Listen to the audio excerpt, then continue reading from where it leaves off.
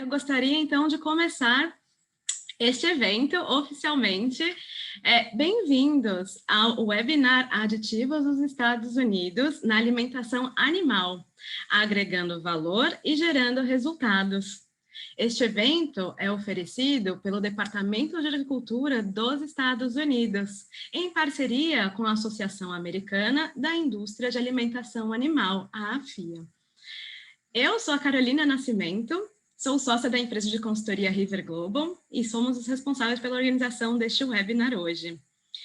Junto a mim, nesta manhã, eu tenho 3 queridos palestrantes que eu gostaria de dar bom dia e dar as boas-vindas. Vou começar com o Nicolas Rubio, diretor do escritório do ATO, do USDA, no Consulado Americano em São Paulo. Nicolas, bom dia! Good morning, Carolina, and good morning, everyone. Thank you for joining us for this exciting and educational webinar. Again, my name is Nicolas Rubio, and I'm the director of the USDA office here in Sao Paulo. Our mission, if you never work with us, is to link American agriculture to the world, promote trade, and promote global food security. Here in Brazil, USDA has 2 offices, one here in Sao Paulo, and then 1 office in Brasilia. And you can find out more information about what we do in Brazil, all our activities, and our footprint here in our website, which is both in English and Portuguese. I am very happy and pleased to be hosting this webinar in partnership with the American Feed Ingredients Association and River Global. And our objective is that for the first time, we're going to be able to connect the American feed sector in Brazil with the United States, using this platform and connecting so many of you. So thank you again for your time and for joining. The American feed sector in the United States is known for its ability to innovate. And today I'm very happy that you're going to be able to learn more about how American feed ingredients can add value and generate results in your practices here in Brazil. So thank you again for joining. Looking forward to continue working with you and to have more opportunities to connect both industries. And again, thank you and enjoy it. Muito obrigada, Nicolas. Sempre um prazer trabalhar com vocês do USDA. Bom, em seguida, eu gostaria de dar as boas-vindas a Gina Tombarello. Ela é diretora sênior de Comércio e Assuntos Políticos Internacionais da AFIA. Bom dia, Gina. Good morning. Thank you for having us today. As Carolina mentioned, I'm Gina Tombarello, the Senior Director of International Policy and Trade at the American Feed Industry Association. And if you are unfamiliar with AFIA, we are devoted exclusively to representing the business, legislative, regulatory interests of the U.S. animal food industry and its suppliers.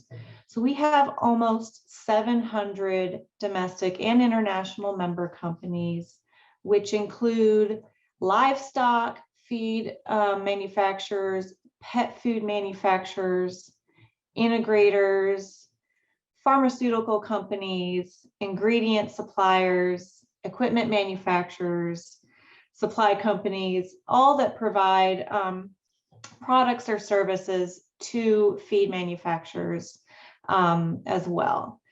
So with that large membership that we have in the United States as a whole, we represent more than 75% of the feed in the United States, as well as 70% of the non-whole grain ingredients that are manufactured in the United States. And this includes soybean meal, distillers, co-products, vitamins, minerals, amino acids, yeast products, and other specialty ingredients. So we're very excited for this opportunity to partner with USDA on this event and opportunity to present on feed additives and the variety of uses, benefits, and opportunities they present to animal production. And I'm pleased that we have Dr. Kathy Bandick here today to share her expertise and insight on this subject.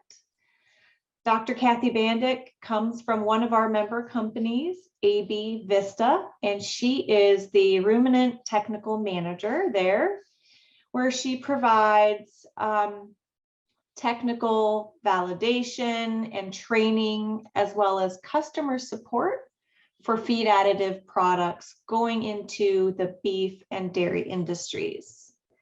She has many years of experience, including working in the liquid feed industry, product management, training, and sales.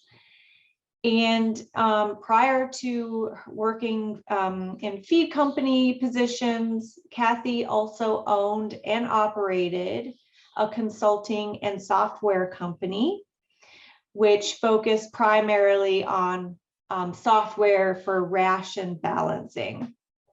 She is a 3-time graduate of Kansas State University, earning a PhD in ruminant nutrition. So I'd like to welcome Kathy Bandick to introduce herself more than I already did.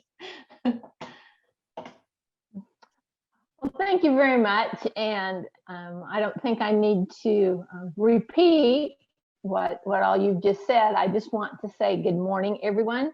And I'm really glad you were able to join us. I'm happy to have had the opportunity to share some of this information with you. This is a topic that I can get kind of excited about because I think it's an opportunity for everyone up and down the value chain to benefit from it. So while the main presentation is actually recorded, I certainly am live here this morning and will be around afterwards for questions.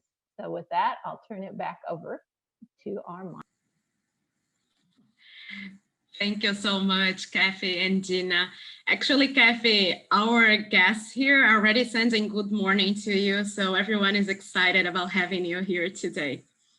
Oh. Português, gente. Bom, agora que os nossos palestrantes já se apresentaram, eu gostaria de dar algumas informações importantes para você sobre esse evento. Bom, primeira coisa, gente, o evento terá duração total de aproximadamente 1h15. Então, fiquem conosco até o final, porque a gente vai ter uma palestra super interessante da Kathy e ainda depois a gente vai ter uma sessão super interativa de perguntas e respostas, tá? Então, eu também quero aproveitar essa oportunidade para encorajá-los a enviar suas perguntas durante toda a apresentação em português ou em inglês. Em português é preferível porque a gente tem a tradução simultânea. Pela funcionalidade de Q&A, ou de perguntas e respostas aqui do Zoom, ou mesmo pelo chat, como vocês se sentirem mais confortáveis, tá? Antes de dar início à palestra, pessoal, eu quero pedir um favor para vocês. A gente tem 2 perguntas para fazer agora, bem simples, e a gente vai exibir aquele pool do Zoom, tá? A primeira pergunta que eu gostaria de fazer é, vamos lá, vou compartilhar agora. Se você ou a sua empresa já trabalhou com ingredientes ou aditivos dos Estados Unidos para alimentação animal. Então, vou esperar aqui alguns segundinhos para vocês votarem. Super engajamento, muito legal, muito obrigada. Mais um pouquinho. Ok. Os últimos votantes, por favor. Perfeito. Bom, esse pool aqui eu estou encerrando.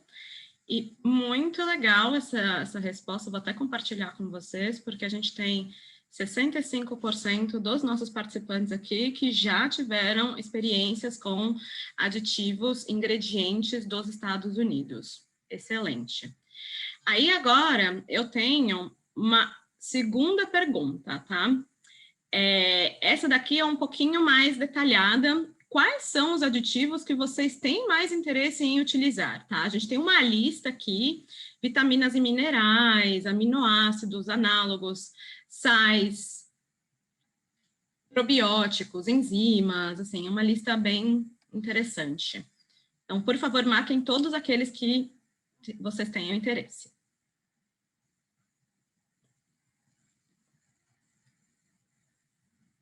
Bom engajamento também, excelente.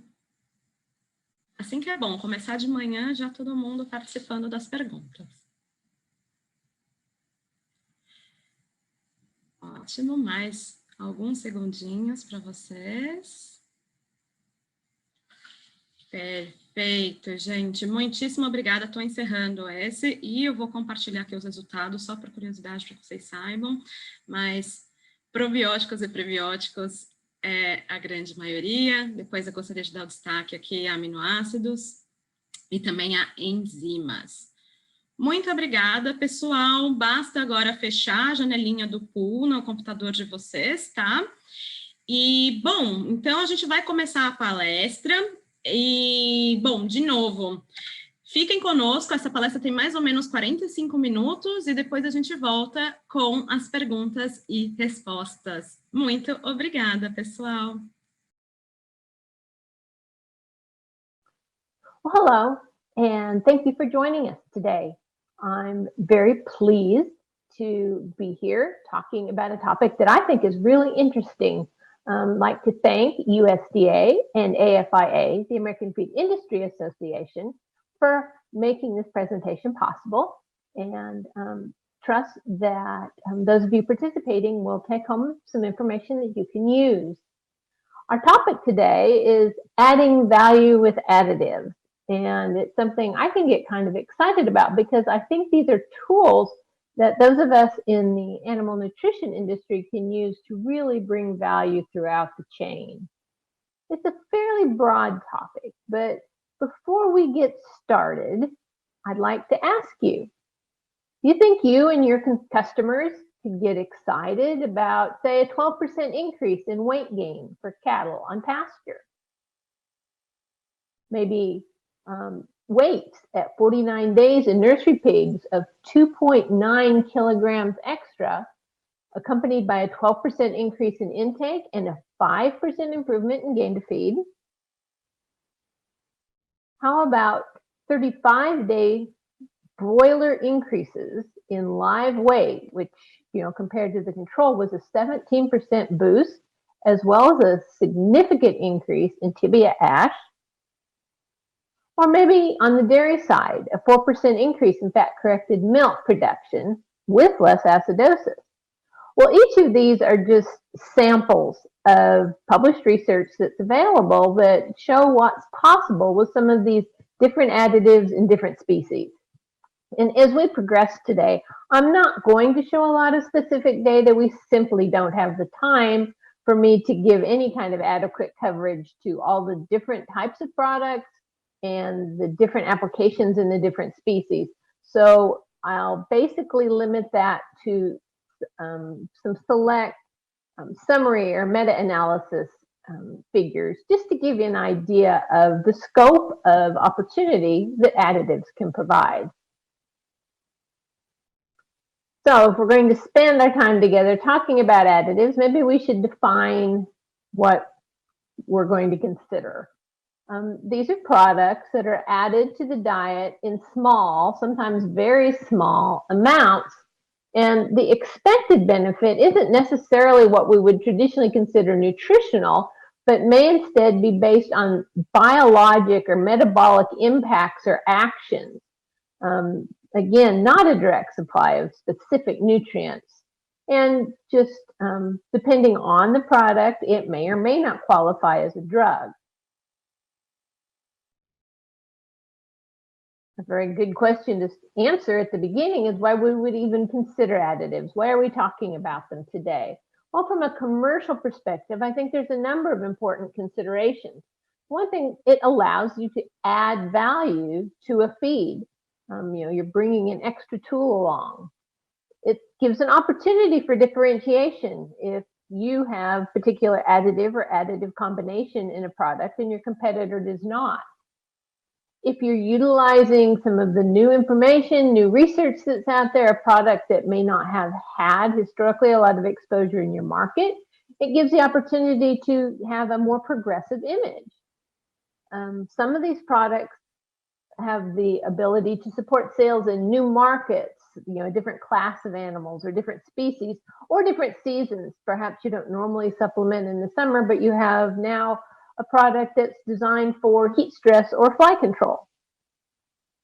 Additionally, it's something new to talk about. And I think we all can appreciate that as we're dealing with prospective customers and current customers, it's always valuable to have something worthwhile new to talk about. There can be some direct margin opportunity. In other words, in order to deliver these additives at the going market price, you may be able to put a specific additional margin on a feed that contains them above your normal one. And then it gives you the opportunity to respond to any direct requests you may get from producers or their nutritionists or consultants if you're in fact familiar with and ready to use some of these specific products. On the producer side, why they may want to make those requests, certainly there's just different ways that they can bring value. Improving performance is certainly one of the first things we'll look at, but we'll also see as we go through this presentation that a number of these classes of products give us chances to help proactively manage animal health and well-being. We may improve efficiency, reduce environmental impacts, and then there are certain products that really target specific problems that a producer may need to deal with. Regardless, all of these things translate into real money.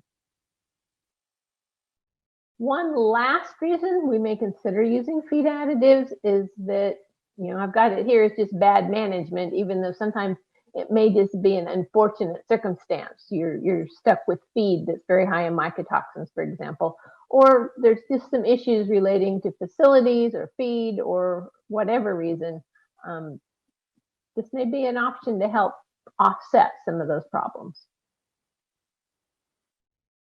When we talk about delivering feed additives into the marketplace, you may want to do it as a branded product feature. You may have a certain line of product or a certain group of supplements that feature certain branded additives, and that becomes part of the value affiliated with that branded name. You may have a menu of sorts that customers can choose from and have different additives available that can be included into products.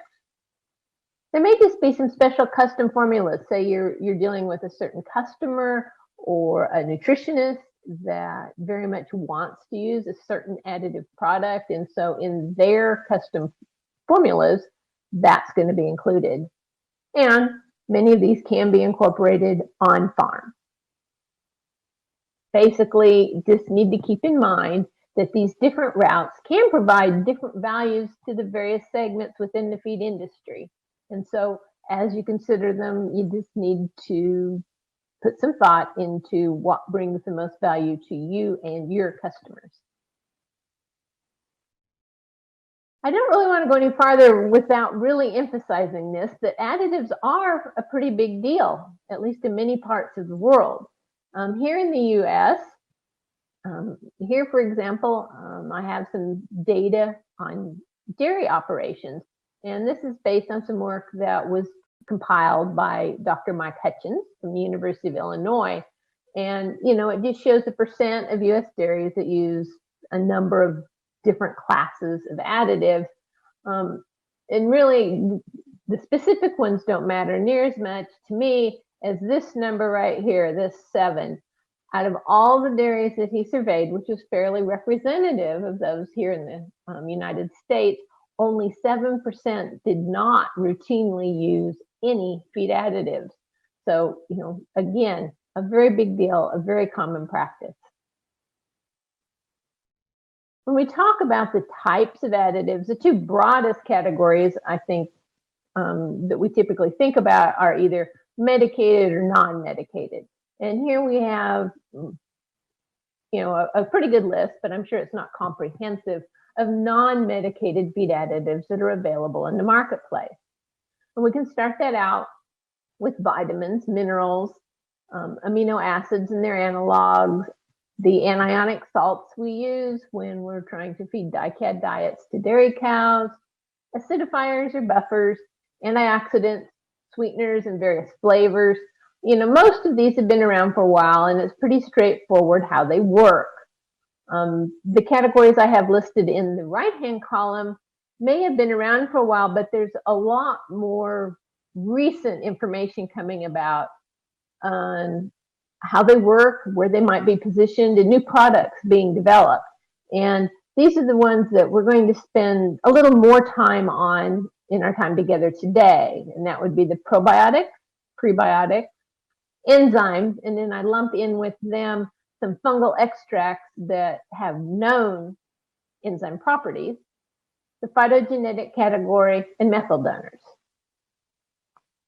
So if we start through that list, beginning with the probiotics, here we're talking about a living organism that we're feeding to animals. They naturally occurring species of typically yeast, live yeast, or bacteria. And another term you may have encountered is DFM, or direct fed microbial. We utilize these because of the beneficial effect they can have in prevention or treatment of certain pathological conditions, generally things that are involved with unfavorable or undesirable bacterial infection. They do need, as living organisms, to maintain that viability until they reach the target site in the animal. So that's certainly a consideration in manufacture, formulation, and feeding. And as we look at these different products, they can vary in the species of organism, what strain is being raised to generate this product, the concentration, and physical form. And all of these together are going to impact really how effective or what the impact of feeding that product will have on the animal being fed. So here is that first meta-analysis that I wanted to put in here. And again, I've selected one or two for each of these categories, primarily to give a sense of the scope of responses that have been seen and the value that these type of products can bring. So this first one was a meta-analysis of 10 published research trials that all had to do with feeding live yeast to sows. And across all that research, they found that on average, feed intake increased 4.5%, something we're striving for in that class of animals. We also can look at live yeast for what I have here is artificially raised calves. Basically, that would be dairy calves that are being raised away from their mother. And in a 16-study summary, the authors showed that on average, daily gain in the calves receiving a live yeast increased almost 20%, from 0.46 to 0.5 kilograms per head per day. That's very significant.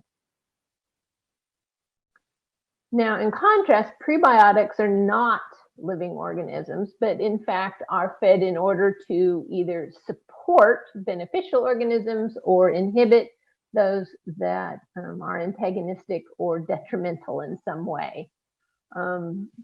Basically, we're just going to selectively stimulate or inhibit them. These products may not ever actually be digested by the animal, but in fact, they just come in and perform some action.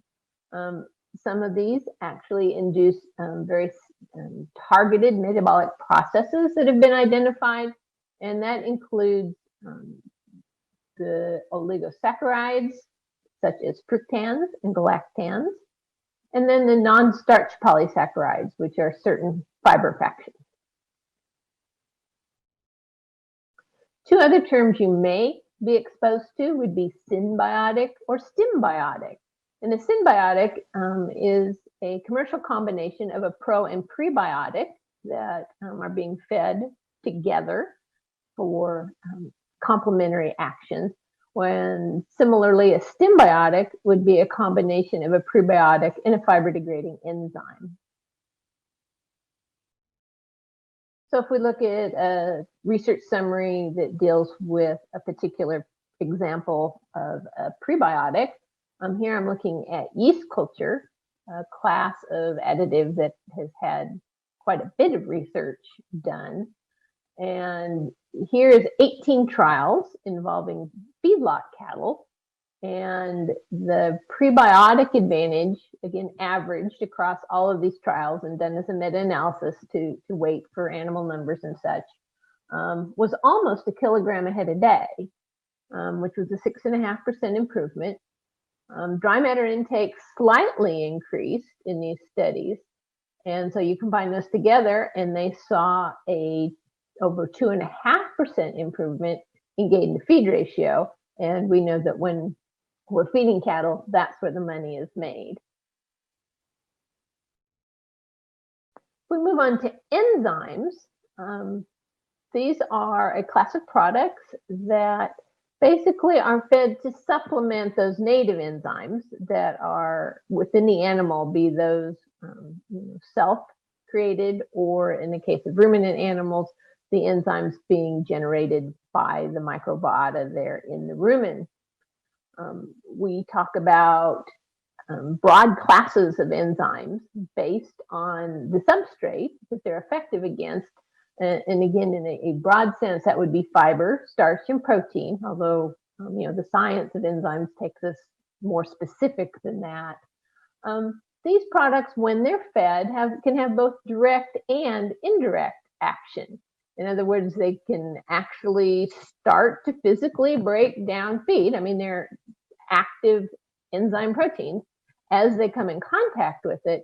But we also know that that action creates binding sites for endogenous enzymes or bacteria to get in and do their job more efficiently.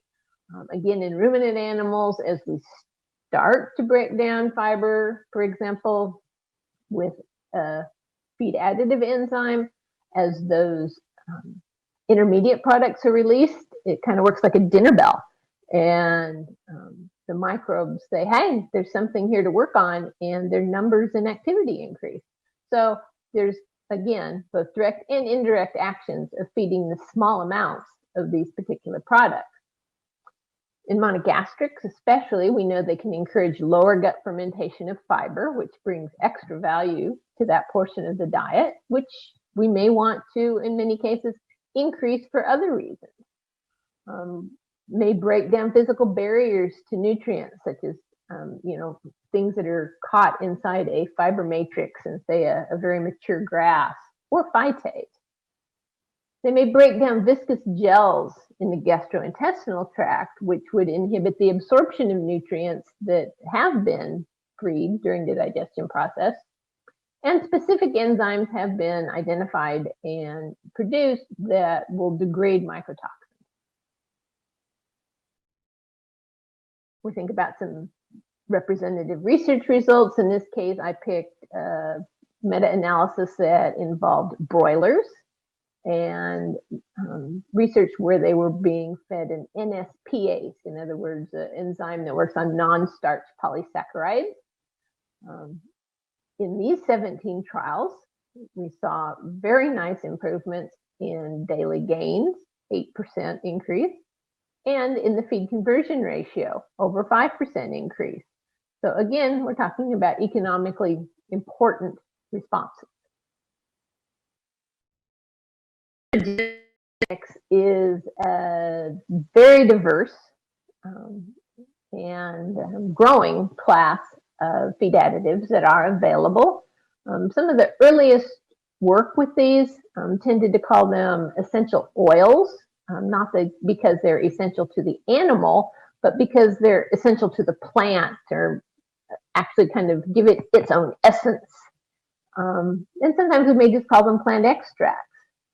Regardless, they represent a wide range of compounds that we know are biologically active inside the animal.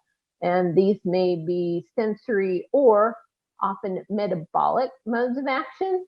And so we see when we feed these products, it may enhance palatability and therefore intake. They may work as selective antimicrobials or antioxidants when we're dealing with oxidative stress. Many are rumen modifiers, helping direct fermentation in more favorable or productive pathways. They may inhibit specific enzymes, again, improving the outcome of the digestive process. And we may alter animal intake, either patterns or amounts, or nutrient partitioning. So again, a very diverse group all put into one classification. They're often sold as blends, where a manufacturer has studied impacts and actions and feels that they have a complementary mixture that will give a greater overall benefit. I've put a few examples down here, but it is a very partial list. Yucca, garlic, oregano, cinnamon, peppers, coriander. That list goes on. And so all I can say is that I believe this is an area that would be worth your while to continue to pay attention to, and listen to what potential suppliers have to say and what research they can show you.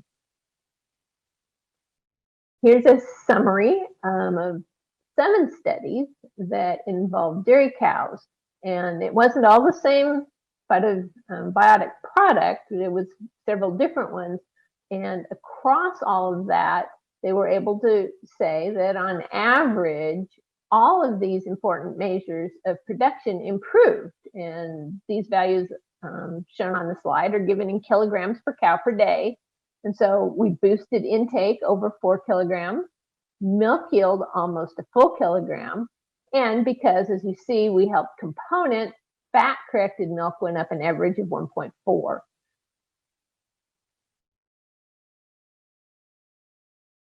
Another class I want to touch on are the methyl donors, and from a animal feed additive standpoint, that typically would include methionine, choline, and betaine. And while these products are all related and they can all donate methyl groups to various processes within the body, they're not fully interchangeable. They do have some unique characteristics about them. But as you look at all of the various processes that involve these compounds, we realize that they have the opportunity to impact both protein and fat nutrition. Certainly a lot of the choline work has to do with helping manage fatty liver and ketosis in dairy cows, for example. Immune modulation, liver metabolism. They're involved in some of the key neurotransmitters. They can serve as antioxidants, or not directly, but in the creation of some of the key antioxidants within a mammal. They're involved in gene expression and therefore are going to have impacts on fetal development and developmental programming. Osmotic balance, and that one is particularly true of betaine, and then rumen activity in several different ways. We think about some sample research that's been done with these products, probably the most researched, well, possibly methionine, but there's been a lot of work done with choline, especially in transition cows. And here's a 13-study meta-analysis where they showed that feeding rumen-protected choline for a fairly short period of time during that transition period, they increased post-calving feed intake by 3/4 kilogram a day. So an improvement overall in milk yield of 2.2 kilograms, as well as increasing the amount of milk fat and milk protein. As I mentioned before, the other really broad class of products are medicated additives. Everything we've talked about up to this point in time would be considered non-medicated. And while these are very important and valuable products, I'm really not going to talk about them today other than this one slide, simply in a matter of time. But we'd be remiss to not at least mention that the topic of feed additives includes antimicrobials, both true antibiotics and the ionophores, numerous anti-coccidia products, some anti-parasitical products, some directed at internal parasites, others at external, the sulfa drugs, hormones, beta agonists, and then there are some anti-bloating products in the market that would also fall into this class.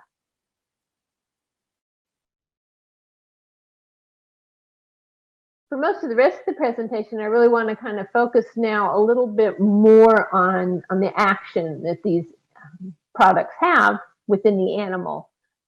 It's just kind of amazing how much these little bits of product can do. Some of them are fed primarily in a very straightforward way to meet specific nutrient requirements. And they would probably fall into this class of additives when they're a specialty ingredient that provides that nutrient in a form or at a concentration that offers advantages over more common commodity type ingredients. They may just be more bioavailable. An example would be the organic trace minerals. In ruminants, we may use additives to meet nutrient requirements of the animal via actions that help the rumen microbes do more fermentation activity, and then through their action go ahead and provide a greater nutrient supply to the cow. And sometimes when we know that a particular nutrient is needed, there are additives we may feed that can actually spare that. And the classic example would be methionine. If we feed other methyl donors, they can take some of the workload, I guess, away from methionine and leave more of it available for methyl formation. We also know that there are additives that help enhance feed intake. And that may be because of sensory properties that they instill, be that aroma or palatability. And these things can be especially important with either, say, recently weaned animals, highly stressed animals, when we really want to encourage them to eat some feed. Or maybe we're in a situation where unfamiliar feeds are being offered, or the diet is unavoidably changing fairly often. We may be able to bring some perceived consistency to help with animal intakes. Also, as we improve digestion with some of these products, we're going to speed the rate of passage, and that can have an impact itself on intake amounts. There are also, on the other hand, some additives that we can utilize to help restrict intake.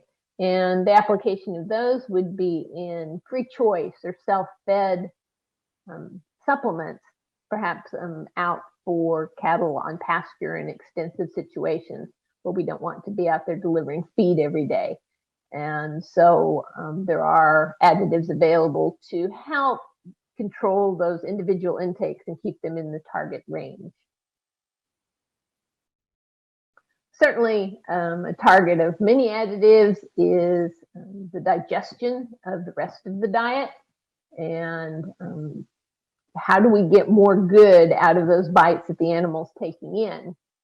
And so I talked a little before about increasing physical access, and this would be a classic enzyme activity, either by directly degrading the feed and starting that breakdown process, or barrier removal.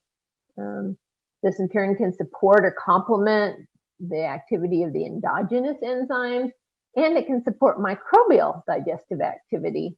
And as we've said before, and we'll probably continue to mention, many of these additives are used because we know they enhance conditions or proliferation of beneficial microbiota, and lead to having smaller populations of those that we would consider more antagonistic or pathogenic. So within the process of trying to enhance overall digestion, there's different ways we may be trying to modify that process. Perhaps it's altering metabolic pathways. Maybe we want to get more protein production, generate a greater proportion of glucose precursors so that there's more blood glucose available to the animal. Maybe we're going to drive some of these processes towards having fewer waste products. Typically there we're talking about methane or ammonia. We may alter the site of digestion and therefore nutrient absorption, which can have some major impacts on the total nutrient supply an animal has available to use. And we may impact insulin metabolism as well. Something that's gotten a lot of attention fairly recently, and people continue to learn more about, is the importance of the lining and the activity of the gastrointestinal tract itself. And many of these additives have direct impacts on that epithelium and its activity. Not only are we concerned about the health and function of that lining, but we can specifically support desirable microflora living there.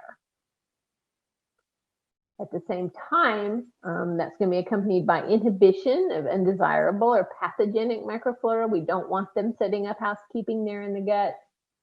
And we can encourage digestive activities at different stages along the gastrointestinal tract. We can reduce specific barriers to digestion and absorption. And a good example of that would be breaking down gels or froth that could get in the way of absorption of nutrients even after they may have been made available by the digestive process. The pH at different sections of the gastrointestinal tract is also very important in effective nutritional activity. And so we utilize different additives to either raise or lower the pH at different specific places. We can use buffers to help avoid acidosis, or acidifiers to stimulate other activity. The changes in pH up and down the tract also are going to have an impact on the microflora that flourish there. Efficiency is always important. Yes, we want to help these animals take in their feed and meet the requirements, but we'd like them to do it with as little feed as possible. And we can do that if we can get animals to more completely digest their diet. In other words, it's that getting more good out of every bite. And we have better nutrient absorption. I find it rather fascinating that sweeteners can cause animals to do that. And we also find that as an eventual outcome of utilizing NSPases in appropriate diets. We may improve the retention of nutrients. In other words, discourage breakdown and metabolic utilization of tissue that we just assume the animal maintained. And that can take place on both the energy and protein side. And the classic example there would be ionophores. Also, anytime we can improve feed intake, we're likely going to improve efficiency, simply because once those animals have met their maintenance requirement, every other bite they take in can be directed 100% towards productive purposes.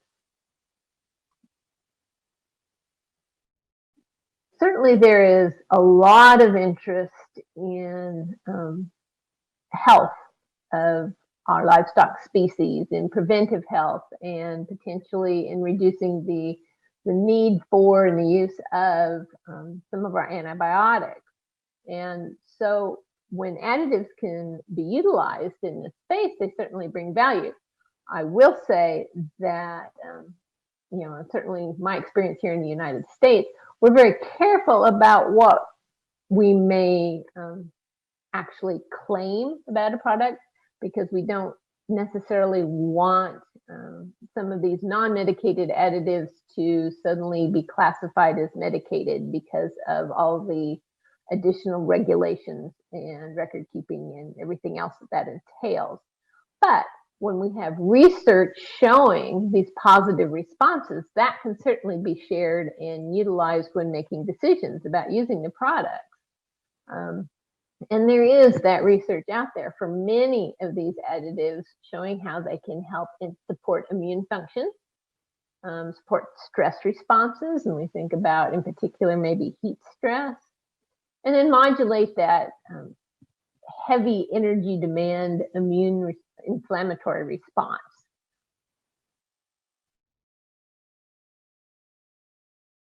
The different ways that we may make these improvements in animal health involve products that function as osmolytes, antioxidants, antimicrobials, or as actual antipathogenic agents that may be acting through competing for binding sites or competing for nutrients, or perhaps there's actually some direct antagonism going on between what's being offered and those organisms that we just assume weren't there. I mentioned before that we have classes of additives that deal with parasite problems, whether those be internal or external. Certainly on the internal, we have the deworming products or anthelmintic, and then any coccidiostats. And on the external, things that deal with flies, lice, ticks are all going to fit into this classification. One area that I'm sure you have heard or read about recently because of the growing level of interest in and appreciation for the presence of the problem is mycotoxins. And when faced with feed containing problematic levels of these substances, other than trying to dilute those feeds down with feeds that aren't contaminated, we basically have two broad responses that we can look to, and one would be adsorbents and the others would be enzymes. So the feed additives that work as adsorbents would include products that are yeast-based, certain clays, silicates, or activated charcoal. And this little schematic here I have basically illustrates, let's say that we have either a cell in the body which has a certain little space here that a mycotoxin could come and hook onto, establish itself, and cause problems, or we introduce a feed additive that has the same shape space on it, and the mycotoxin can bind to it instead. And if we can get that to happen, it just goes on down the digestive tract and out before it can cause any problems. So that is sort of the basis or the theory behind utilizing adsorbents. Enzymes do what they always do. They have targeted bonds that they break down, and several have been identified that can specifically deactivate some of these mycotoxins. They change their structure enough that they are now no longer a problem. Shifting gears a little bit, sometimes we utilize feed additives for the impact they can have on the products that are the end goal of our livestock production. One of the most well-known examples would be vitamin E for its antioxidant activity and improving shelf life. But we also can use additives because we believe they're going to have an impact on the flavor of these food products, or their composition. May improve leanness, may try to boost the amounts of fat and protein in milk, or perhaps a specific fatty acid profile of meat, dairy, or egg product. Finally, we have a little bit different approach, and that's managing the waste products at the other end of the system. One of the most common applications of this would be trying to inhibit urease because that lowers ammonia release. We also know that if we're feeding some of these antimicrobials, we can reduce pathogen shedding, which has animal health and food safety implications, or simply reducing moisture and nutrients in poultry litter help reduce the number of pathogens growing there. And so, you know, however we're going to utilize that litter as it leaves the house, we can reduce some risks there as well.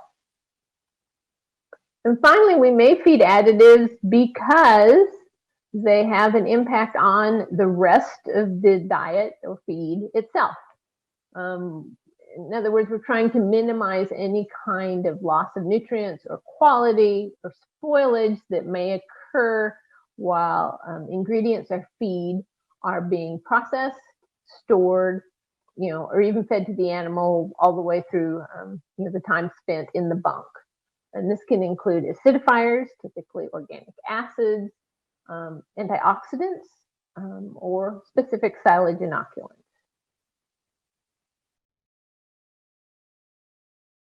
So once we process all this information about what's out there and maybe what's possible, it really comes down then to making some good decisions at the farm level as to what may or may not be a good investment. And again, I'm calling on Mike Hutchins from the University of Illinois. He's just done some good reviews and presentations on this topic. And he's come up with what he considers his 4 R's for evaluating additives. And the first is response.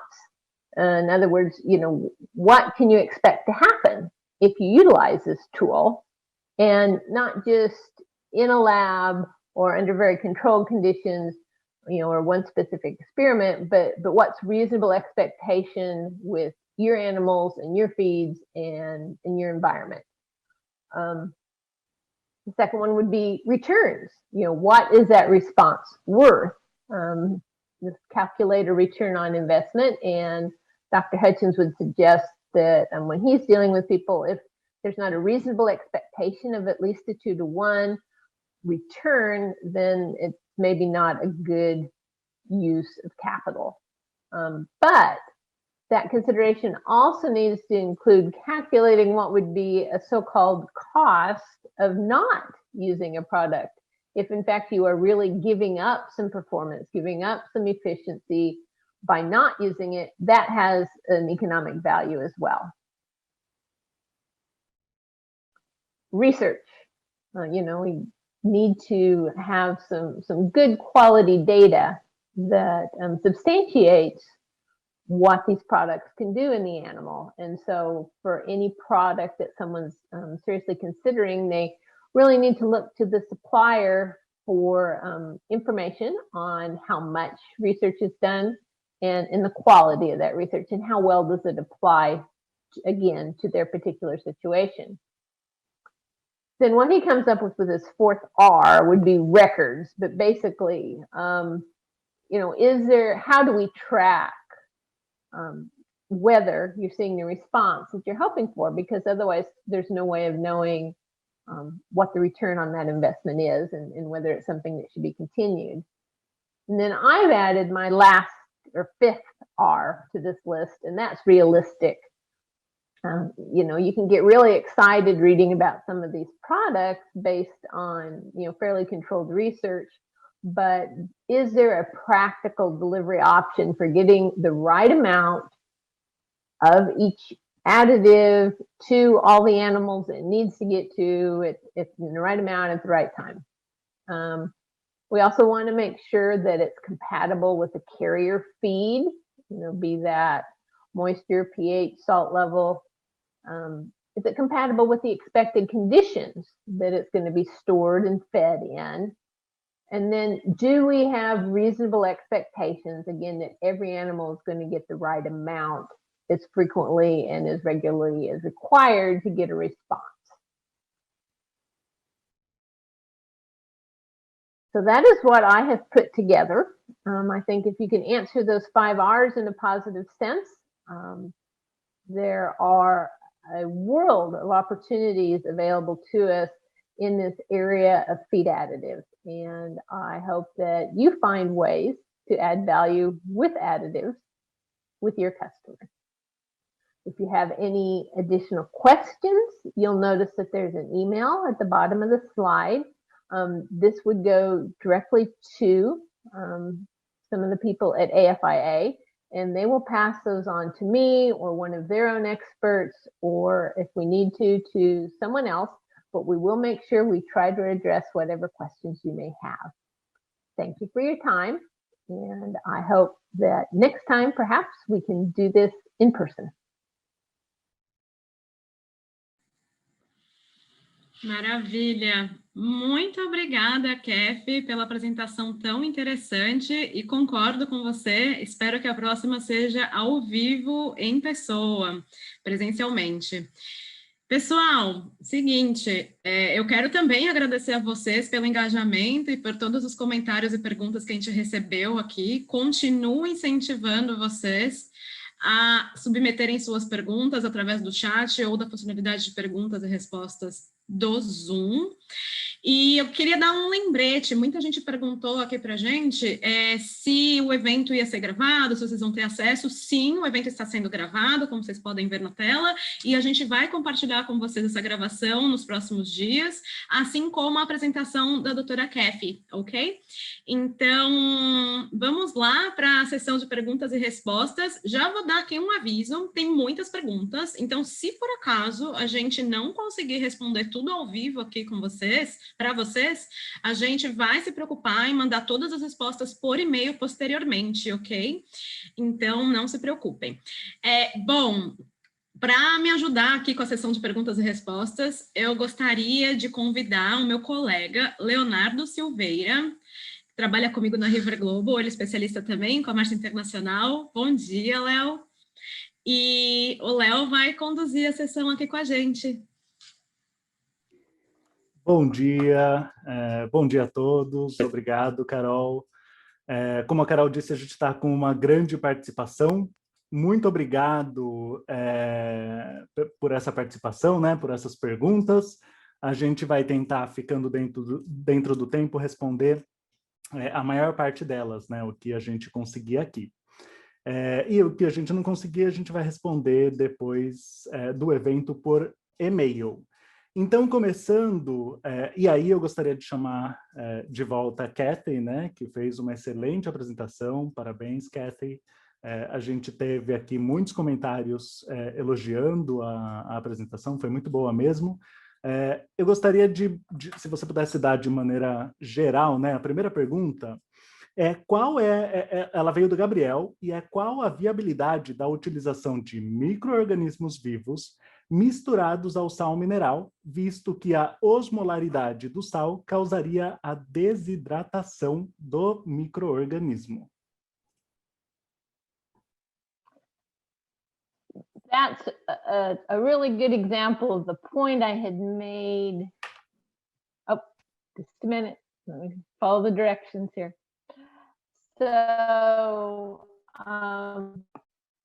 that's a really good example of the point I had made about needing these additives to be used in a complementary carrier. And so when we're talking about specifically the probiotics, those living organisms, salt and pH are definitely concerns. I think we can also, in some mineral mixes, potentially have such high levels of some of the minerals such as zinc or copper that we know have antimicrobial properties. And so in those settings, I think you need to ask very specific questions of the supplier, and if they can show you that they have somehow protected that probiotic so that it's not going to, it would be safe from those exposures until it got inside the animal, then that would be an option. But otherwise, yes, that, you know, we could certainly lose that value of a live organism if we kill it before we feed it. Ok, muito obrigado. A nossa próxima pergunta, ela vem do Felipe, e aí ele gostaria de saber se tem alguma relação entre a alimentação animal e a microbiota intestinal? That there can be a huge impact there. If you think about it, most of the, and here I'm answering in the context of ruminants. If that's not what you intended, we can come back to it. But rumen microbes, their average lifespan is about 20 minutes. So there's a constant turnover and adjustment of that population based on what feed substrates we're giving them. And so as you change the diet, as you change the availability of that diet, is there a constant supply, or are we eating and then a long period of fasting and then eating again? That changes how many microbes are there. It changes what species they are, and it changes what their abilities and preferences are for different nutrients. And as all that shifting is going on, it's also going to impact, some of the, say, bacteria that are there that, are opportunistic and could potentially cause us problems. Ok, muito obrigado. A próxima pergunta que a gente tem é do Evandro. Ele dá o bom dia, agradece pela oportunidade, e a pergunta dele, ele gostaria de saber a sua opinião sobre os promotores de crescimento como os antibióticos. E qual que você acha que é o futuro deles para a indústria de criação bovina? Okay, so that's certain. Okay, that's certainly a very current topic, and I think one point that people sometimes miss is that when we have a measurable, I guess I call it production type response to an antibiotic, it's probably because there was a health issue being addressed. They aren't going to, magically change production if they aren't actually doing something productive. That said, it's very important to be judicious in our use of these products so that they can remain available for treating sick animals, because we have such a responsibility, to care for these animals that are, we have taken responsibility for. So in terms of using them specifically as a production tool, I don't think that has a future. People are too concerned about antimicrobial resistance, and certainly people involved in regulations and many of the public that are worried have a pretty straightforward and simplistic view of what's actually a very complicated biologic process. But as far as the last part of your question, I think realistically we, are looking at a continued limitation of how we can use these tools going forward, and hopefully we'll be able to keep them for the most important uses. Perfeito, muito obrigado. Apenas dando um aviso aqui a todos, a gente está com um número muito grande de perguntas. Realmente, eu acredito que não conseguiremos responder todas durante esse evento, mas fiquem tranquilos que a gente vai responder todas elas depois por e-mail, tá? A nossa próxima pergunta aqui vem do Jorge, e ele fala que, falando em termos de degradação ruminal, né? Ele gostaria de saber qual que é a sua opinião sobre o uso de enzimas, e aí ele menciona aqui a xilanase, versus fitobióticos.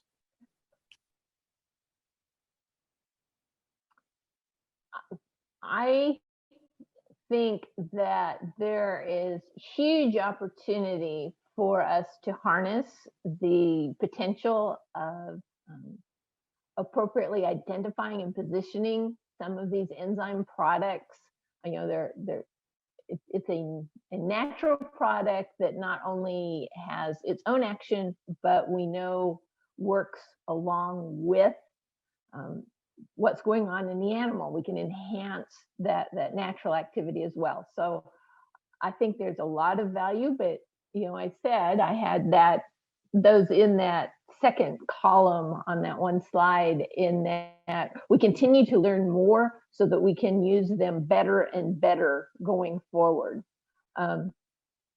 You talk about comparing them to the phytobiotic type products. There, for one, you need to narrow that down, right? Xylanase is a fairly defined class. The plant extract is very broad, and some do impact digestion, and others work in other ways. I'm not really aware of any direct comparison type published research, but I would encourage you, if that's an area you work in or your customers are interested in, to follow what we're learning and have good conversations with your potential additive suppliers, and they can show you the research they have done and give you some actual data. Ok, perfeito. Obrigado pela dica, pela informação. E agora, seguindo, a gente vai para uma de Elise, e aí tem mais de uma pergunta aqui, Elise. A gente vai fazer uma agora, ao vivo, né? E depois a gente responde as demais por e-mail, tá? Então, a pergunta é assim: quais seriam os mecanismos de ação das enzimas na inativação das micotoxinas? E aí ela faz um comentário aqui, né? Desta forma, sua função não seria a adsorção da micotoxina, e sim a inativação da mesma. E ela complementa a pergunta: poderíamos conceituar da mesma forma a adsorção e inativação da micotoxina?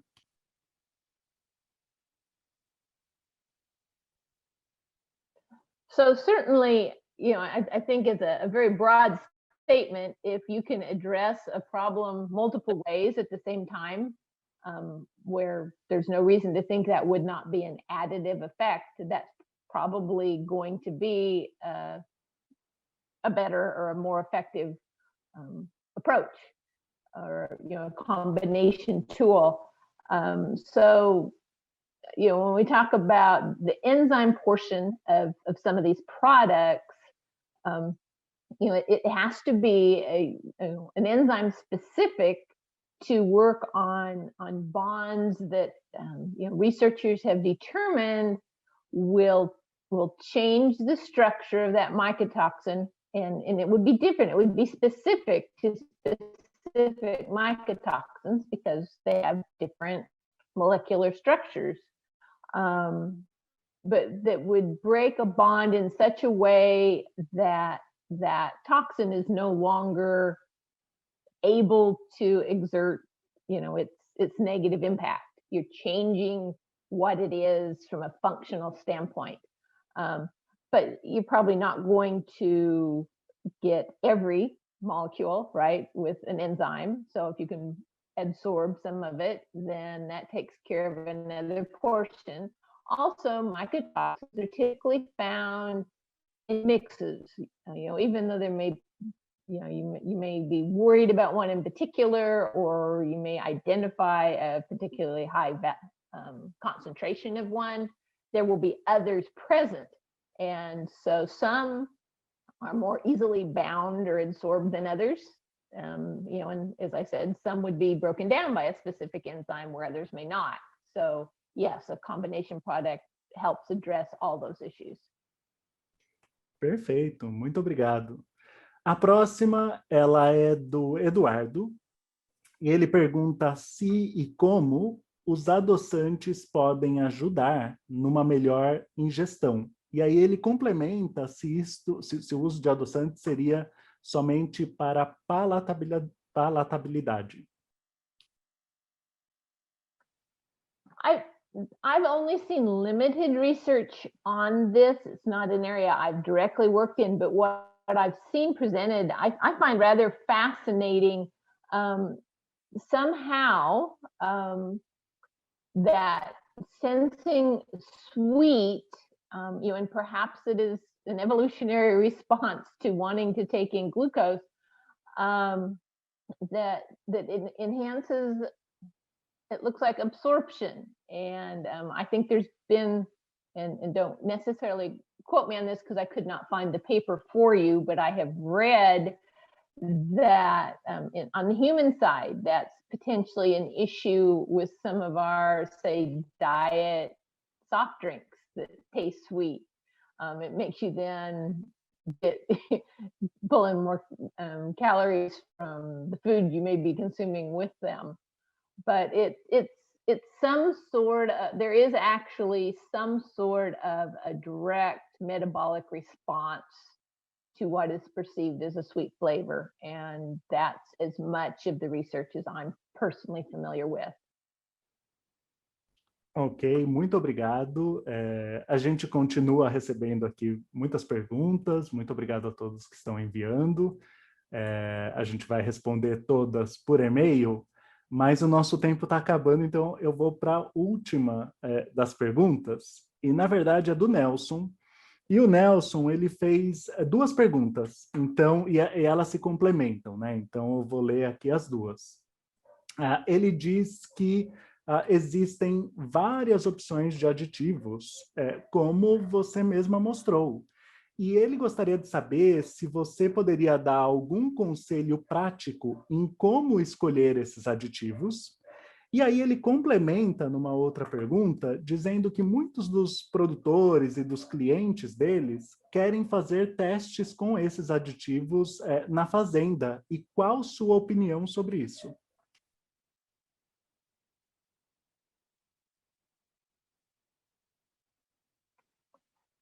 And actually, I think there's some overlap in the answer between those two. But to start out with, actually that on-farm level decision-making process, I would start with trying very hard to identify what limitation or problem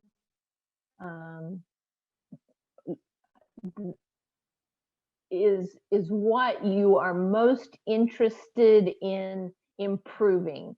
And there needs to be room for improvement for these products to act. I've seen people get excited about wanting to, say, improve reproduction, but say in a beef cow herd, if they already have a 95% calving rate, you can't improve that very far. So is there room for improvement, and is what you're trying to address, something you have identified as maybe a problem area, is that one of the primary things holding you back? I can think of examples in my career where you tried, say, an additive and didn't get the response you would, but then figured out later there was a severe parasite problem. And so you have to know what your first limiting issue is, and then what tool could best help you address that. And then that helps narrow the list down to the few additives that are really designed to improve, whether it is efficiency or heat stress or whatever issue you're most interested in. Where feed prices are now, efficiency may be your answer to that. And then from that point, it goes back to those R's that we talked about. What response is there? What's it worth? How much research can back that up so that you're confident in your expected response? And that's where it ties into the second half of your question. It's great to have local data to base a decision on, because then we have addressed, does this apply to your animals, your feed, your environment, your management? But can you really adequately and accurately measure whatever response you're interested in. And I think that requires a real honest assessment of your record keeping ability and how carefully and consistently you perform related tasks. One thing we ran into, for example, with dairy cattle is, at least in the US, cows get moved in and out of pens all the time. And so if you're trying to compare a pen that's being fed an additive and one that's not, but then the animals are changing all the time, you need to, how much impact might that have on the outcome? And that's just one example. But so a lot of it just has to do with stopping and thinking about what you want to accomplish and how. Perfeito, muito obrigado, doutora Kathy. Realmente depende, cada caso é um caso, né? Vai depender das situações, mas eu já tomo até a liberdade aqui para mencionar que, independente da necessidade, independente do limitador que os clientes deles ou a fazenda com que estiver trabalhando vai ter, a criação vai ter, os Estados Unidos vão ter sempre algum aditivo, algum ingrediente, algum elemento ali para alimentação animal de grande qualidade, vai ter todas as soluções para resolver isso, né? Os Estados Unidos, hoje em dia, quando a gente olha para produtos americanos nessa área de nutrição animal, a gente tem muita qualidade, muita tecnologia e tem opções para todas as necessidades que eles terão. Então, a gente deixa essa dica para procurar os fornecedores dos Estados Unidos e a nutrição animal americana, e aí a gente tem os recursos, né? Aqui no Brasil, com o próprio USDA, para fazer isso, para conseguir ajudar nisso. E muito obrigado, então. Muito obrigado, doutora Kathy. A gente acabou o tempo. As perguntas que ainda vierem vindo, a gente vai responder por e-mail, tá? Então, se alguém ainda tem alguma dúvida, pode enviar, que a gente vai responder isso por e-mail. Mas agora eu gostaria de chamar de volta, então, a nossa moderadora, a Carolina, para dar continuidade aí no final do webinar. Carolina? Obrigada, Leonardo. Pessoal, muito obrigada pela participação massiva, assim, a gente tem muitas perguntas super interessantes e valeu a pena ter extrapolado o tempo com essa sessão de perguntas e respostas. Bom, pessoal, antes da gente proceder exatamente para o final, para o encerramento do webinar, eu gostaria de mais uma vez pedir a contribuição de vocês respondendo a uma última pergunta, e agora ela é a avaliação deste webinar que a gente acabou de oferecer a vocês. E agradeço muito se vocês pudessem contribuir para que a gente pudesse continuar pensando nos próximos passos aqui em conteúdo a ser oferecido, exatamente explorar produtos de maior interesse. Acho que vai ajudar muito a USDA e a AFIA nos próximos passos no mercado brasileiro. Um pouquinho mais, para a gente ter um pouquinho mais de participação, mais alguns segundos.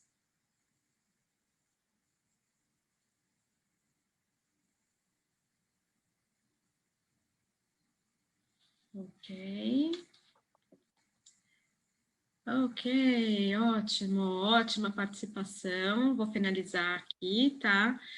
A avaliação foi muito legal. Eu vou compartilhar com vocês o resultado, assim, mais de 50% avaliam como excelente. Então, obrigada por estarem conosco e pela ótima avaliação. Bom, como nas primeiras perguntas, basta fechar a janela do pool. E agora, para encerrar o evento, eu gostaria de convidar os nossos palestrantes. Primeiro, eu queria chamar o Nicolas Rubio, para que ele abra a câmera dele e dê seus comentários finais. Nicolas, segue conosco aqui. Yes, I'm here. I cannot start my video. Oh, let me ask you then to do so. Just a minute, please. Nicholas. Yeah, so you're here. Right.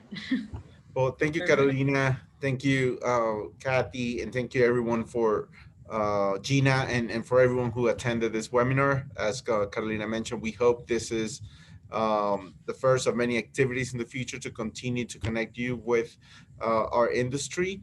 And yes, we do hope the next time we can do this in person. And as I said earlier, count on USDA to support your needs. And you have our website and our email. Feel free to reach out to us. And again, thanks. Muito obrigada, Nicolas. Gina?